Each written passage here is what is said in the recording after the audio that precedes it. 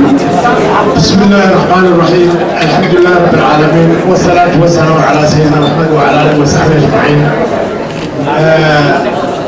waxaad weynay ii tahay maanta iyo sharaf iyo qiimo inaan xafladan ka soo qayb galo qiimaha weyn leh jaamacadda ay ardayda halkan ka qalin jebinayso.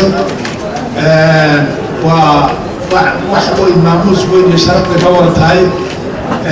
jaamacaddan waa jaamacadda ahliin weyn leh qaranka wala sida jaamacadaha kale laftigooda waxaan waalidiinta iyo ardayda ka qalin jebinaysa iyo macallimiinta iyo intaa ka howlgashayba waxaan usoo jeedinaynaa bogaadin iyo sharaf iyo qiimaan usoo jeedinaynaa.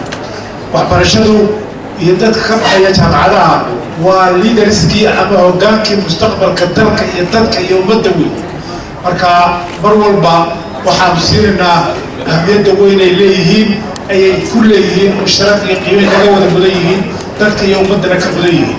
annaguna haddii aanu dowladda nahay mar walba xilkii naga saaran xilkii mas-uuliyadda naga saaran waan ka gudana insha allahu tacaala. marka waxaan jecelahay in ardayda maanta halka qalin jebinaysa iyo macallimiintooda iyo istaafkooda iyo intii la shaqaysaba aan mahadnaq ballaaran iyo hambalyo soo jeediyo ilaahayna aan ka baryeeyo inaynu noqono kuwii qaran ahaan iyo dadaal ku guulaysana. marka waxaan leeyahay hambalyo hambalyo hambalyo.